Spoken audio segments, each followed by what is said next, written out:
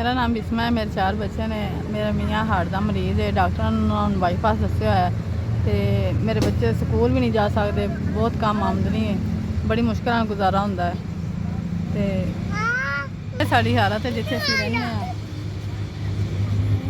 मेरे मियाँ कोल काम नहीं हुंदा। उन डॉक्टर ने सानू बाईपास दस्या होया है तो बड़ी मुश्किल नाल साडा गुजारा होंदा है। ਉਹ ਅੱਜ ਵੀ ਆਦੀ ਅੰਮੀ ਦੇ ਨਾਲ ਸਰਕਾਰ ਕਰਿਆਲੋ ਜੀ ਹਸਪੀਟਲ ਗਿਆ ਹੋਇਆ ਚੈੱਕਅਪ ਆਪਦੇ ਵਾਸਤੇ। 1 ਰੁਪਏ ਦਾ ਕੰਮ ਵੀ ਨਹੀਂ ਹੈਗਾ। ਮੈਂ ਸਬਜ਼ੀ ਵੇਖ ਲਓ ਕੱਟੀ ਹੋਈ ਕਿਸੇ ਕੋਲ ਲੈ ਕੇ ਆਈ ਹਾਂ ਤੇ ਮੈਂ ਨਾ ਬੱਚਿਆਂ ਨੂੰ ਪਕਾ ਕੇ ਖਵਾਉਣੀ ਹੈ।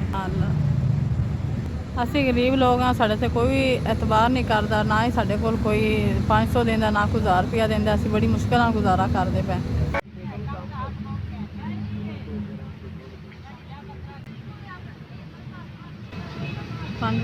बड़ी मेहरबानी तुसीं मेरी 5000 ਦੀ ਮਦਦ ਕੀਤੀ। ਅੱਲਾਹ ਤੁਹਾਨੂੰ ਜਜ਼ਾ ਦੇਵੇ। ਅੱਲਾਹ ਤਾਲਾ ਤੁਹਾਨੂੰ ਹੋਰ ਮਿਹਨਤ 'ਚ ਇਜ਼ਾਫਾ ਕਰੇ।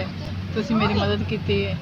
ਮੇਰਾ ਮੀਆਂ ਬਿਮਾਰ ਹੈ, ਉਹਨੂੰ ਹਾਰਟ ਦਾ ਮਸਲਾ ਹੈ। ਉਹਦੇ ਕੋਲ ਇੰਨੀ ਜ਼ਿਆਦਾ ਕੰਮ ਨਹੀਂ ਹੁੰਦੇ।